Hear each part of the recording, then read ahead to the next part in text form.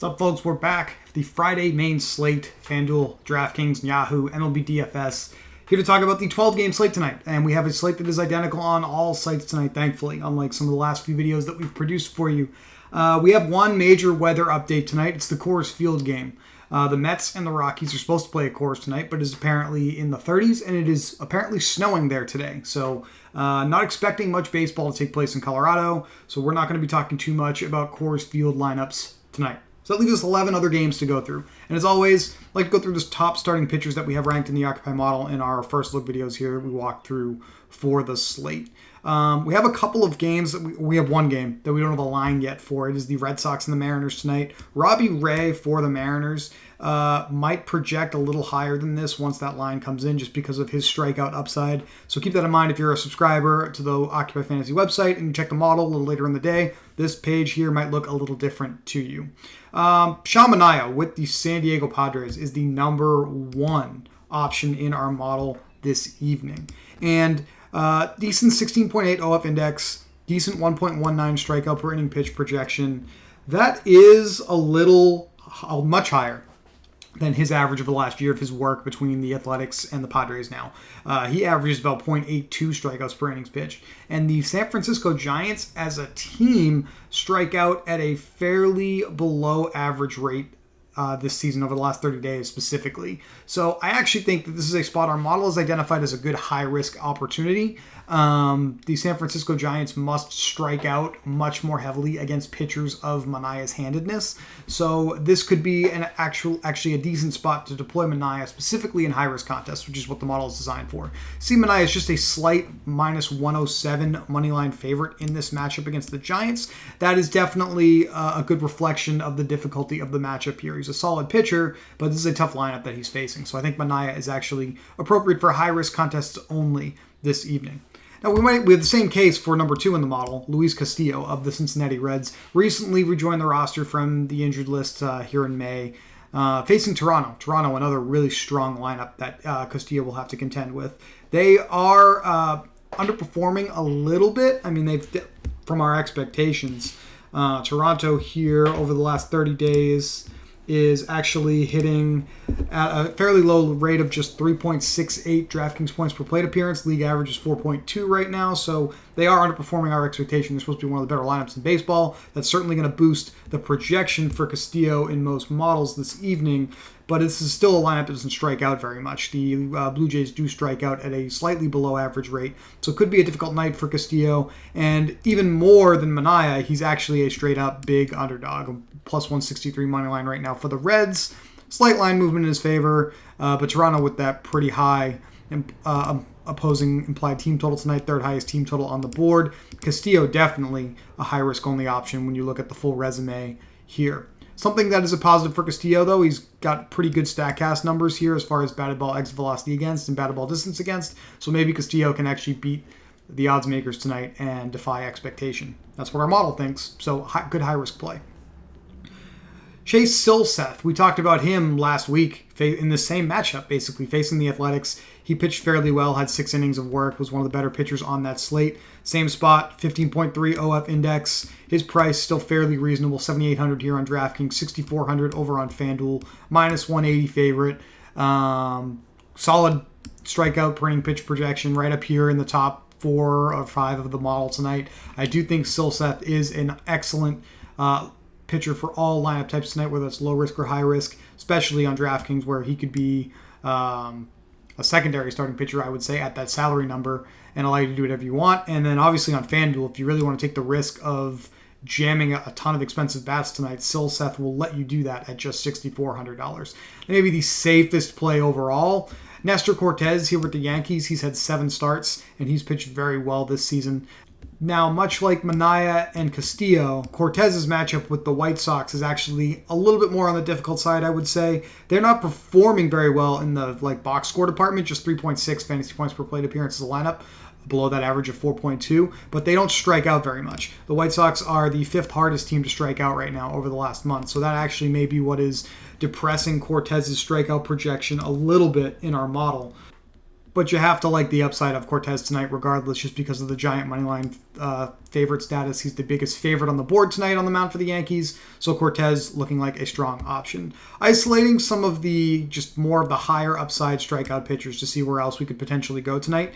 We have Eric Lauer with the Brewers. He's also a giant favorite, minus 200, facing the Washington Nationals, who have also been a fairly difficult lineup to strike out. They are the second most difficult lineup to strike out over the last 30 days. So you're starting to see a common theme with the guys at the top of our model tonight. They're good strikeout pitchers, but they're facing lineups that are actually more difficult than the average team to strike out tonight.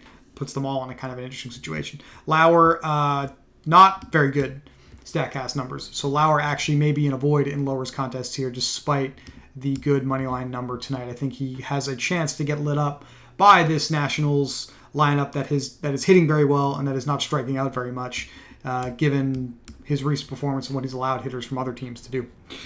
Christian Javier here from the Houston Astros, decent favorite, facing a bottom 5 lineup in terms of performance over the last month in the Texas Rangers. Could be an interesting mid-range option on this slate. As always, we like to talk about the pitchers that we're targeting with stacks and hitters that we want to deploy tonight. One guy that is on my radar is the next name on this list, Aaron Svalley. Aaron Svalley isn't someone that our model is actually ranking as someone to target right now, but when you look at his numbers over the last year, Svalley is allowing an elite 315 isolated slugging and a 448 weighted on base average to right-handed hitters specifically. That's a fairly decent sample of plate appearances. It's not like an outlier number here. Svalley has 201 batters faced in this sample I'm looking at from mid-May of last year through today. And again, he's allowing a 315 isolated slugging. Elite is 170. A 448 weighted on base average to right-handed hitters. Elite there is anything over 340. So we look at an offense tonight that may be an interesting secondary stack at least. It would be right-handed hitters from the Detroit Tigers. Come back to that when we look at the hitters in the model. Overall, let's knock down the strikeout projection here. The best pitchers to target in our model tonight, I'm going to skip over Waka for now because, again, we don't have the line in for this game, so his ranking may change. Dallas Keuchel with the White Sox. He's facing the Yankees. Martin Perez with the Rangers. He's facing the Houston Astros. These may be a couple of the teams that we are targeting with our lineups tonight. So let's hop on over to the stacks dashboard as we normally do and see if that correlates with what we're expecting based off what's at the bottom of our pitcher model. And Houston here is third. And where are the Yankees? The Yankees are actually much further down than expected. So Yankees have a really strong implied team total. It looks like they have the second highest implied team total on this main slate tonight. But we have them as just it looks like 14th or 12th or 13th. 3, 5, 7, 9. Yep, 13th overall best stack by Occupy Fantasy Index tonight. So the Yankees are in a situation where the model thinks they're going to be popular just based off of implied team total alone, but that the upside isn't necessarily as high as the field thinks. So the model, normally we talk about fading popular stacks and high-risk contests on here on this channel. You've heard Brian, you've heard Ken talk about that. You've certainly heard me talk about that. This may be a spot where not only can we do that, but our model agrees that the play may not be as strong as the field suggests. So that's kind of interesting. The Houston Astros, though, they do rank here at the top of the model. Fairly high implied team total, 5.2 runs. Third best Occupy Fantasy ranking. And then obviously this weighted on base is something that we look at because we found that correlates with fantasy point production. Astros number 4 on the slate overall. Pretty good resume overall for the Astros. Now, the number 1 option in our model is the Minnesota Twins. Number 1 by OF Index, number 1 by projected isolated slugging, number 3 by weighted on base average, modest team total of 4.27 runs. They're facing Daniel Lynch of the Kansas City Royals. Lynch mows down lefties, frankly. He does not allow good production at the plate from left-handed hitters at all. But righties have a 168 ISO, so right on the elite threshold, 343 weighted on base average against him, also right on that elite threshold over his last year's worth of work. The Twins are expected to deploy a fairly right-handed hitter-heavy lineup tonight, so our model is kind of adjusting for that, and it is telling us that we should play these guys. A lot of these guys in the Twins lineup hit lefties very well. Buxton obviously hits everybody very well. But Kyle Garlick in the outfield, you'll notice when we flip over to the hitter model, which I'll do now, Garlick is right here, number 3 in the model. He's the minimum price on FanDuel and DraftKings tonight. A lot of what our model is seeing with Minnesota isn't just this good matchup against Lynch, but it's also the price flexibility. So I do want to talk about this a little bit longer than I normally would with any individual stack. Garlic, the minimum price here on DraftKings and FanDuel. Jose Miranda, 2,200 on both sites. This is going to be an interesting stack to deploy just because of the lineup flexibility that it provides us by doing so. So we build a primary stack from the Twins. Not only is it a good matchup, but we have plenty of salary to work with. The Astros, rank them very highly. They're facing a lefty, Martin Perez on the mound. That means Yuli Gurriel is going to be one of the better Astros to deploy. Gurriel with strong splits against lefties. Kyle Tucker, even though he's a left-handed hitter himself, actually hits lefties extremely well. 313, over 300 isolated slugging, over 400 weighted on base average. Based on the last time that I looked at those numbers. Chas McCormick, Jeremy Pena, Jordan Alvarez hits everybody very well. These are all guys that would be options if you choose to stack the Astros tonight. The Detroit Tigers, I mentioned the right-handed hitters specifically against Aaron Svalley. I'm interested in Javier Baez. Javi here with the best ranking for the Tigers on this slate. That shouldn't be a surprise based off of the split for Svalley. So I'd be interested in getting him into some lineups as either a one-off or a secondary stack member. Other guys here, Jonathan Scope. He is also a right-handed hitter. So looking at that, actually, with the Tigers here, you got a second baseman, a shortstop. Definitely have an ability to get a secondary in here that actually fills a couple of difficult positions to play in MLB DFS in good spots. So that may be one of the lower-owned angles I'm considering this evening. Obviously, if you're going back to our top stack in the Twins, we do have Polanco and Correa. So it's not like we don't have players that play those positions that we could put into our lineups. Now, again, big slate, a lot of different ways to play it. As a reminder, we do have Colorado second here, but we're not expecting that game to play. Weather issues. Over on DraftKings, I have plugged in Manaea. He's our number one pitcher. I have plugged in four of the top Twins hitters here. You can certainly go with Polanco. Still have 5,200 per player remaining.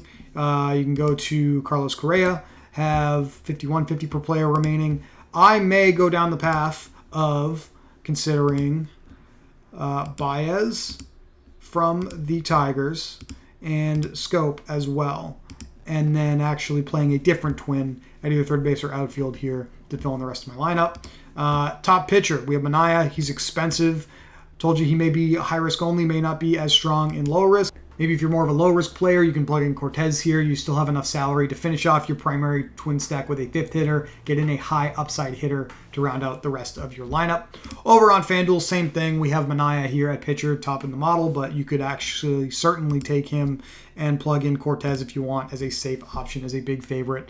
And still have $33.75 per player remaining with the top four Twins available to you in the model. Really fun slate tonight. A lot of different games, a lot of different teams, but it does appear like early on we have a pretty good read of it using the Occupy model. As always, you're going to want to keep an eye out for the daily plug. We'll have that updated by about an hour before the slate locks at the absolute latest. And if you want to talk about MLB DFS up until then, you're going to have to consider joining our Discord. Link to do so above in the description of every video. As always, thank you for watching, and we will actually talk to you on Sunday afternoon for more MLB DFS.